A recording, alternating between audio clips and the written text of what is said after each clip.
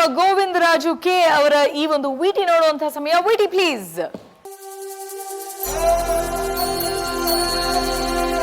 ಸೂತಕದ ಮನೆಯಲ್ಲಿ ಹಾಡು, ಸಂಗೀತದ ಮೂಲಕ ಸಾಂತ್ವನ, ಭಜನೆ ಭಕ್ತಿಗೀತೆಗಳೇ ಗೋವಿಂದರಾಜು ನಿತ್ಯದ ಕಾಯಕ.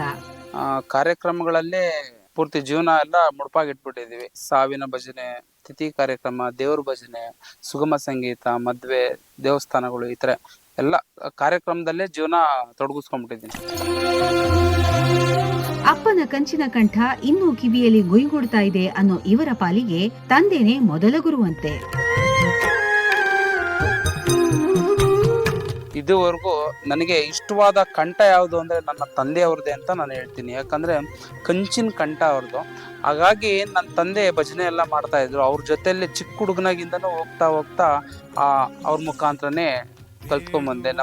ಪೇಪರ್ ಹಾಕೊಂಡು ಅವನ ಜೀವನನೇ ಈ ಒಂದು ಕಲೆಗೆ ಮುಡುಪಾಗಿಟ್ಬಿಟ್ಟಿದ್ದಾರೆ. ಅವನ ಉಸಿರೇ ಆ ಒಂದು ಜಾನಪದ ಕಲೆಗೆ ಬಹಳ ಒಂದು ಪ್ರಾಮುಖ್ಯತೆಯನ್ನ ನಮ್ಮ ಗೋವಿಂದರಾಜ್ ಅವರು ಕೊಡ್ತಾ ಇದ್ದಾರೆ. ಅವರು ಸಾವಿನ ಮನೆ ಭಜನೆಗಳು, ಮದುವೆ ಕಾರ್ಯಕ್ರಮ, ಹಲವಾರು ಕಾರ್ಯಕ್ರಮಗಳನ್ನು ನಡೆಸ್ತಾರೆ. ಹಾಡು ಹೊಟ್ಟೆ ತುಂಬಿಸಲ್ಲ ಅಂತ ಮನೆಯವರು ಎಷ್ಟೇ ರಾಗ ಹಾಡಿದ್ರು, ಹೊಟ್ಟೆ ಬಟ್ಟೆ ಕಟ್ಟಿ ಕಾಲು ಸವೆಸಿದ್ರು ಮನದುಂಬಿ ಹಾಡೋದ್ರಲ್ಲೇ ಆನಂದ ಇವರಿಗೆ.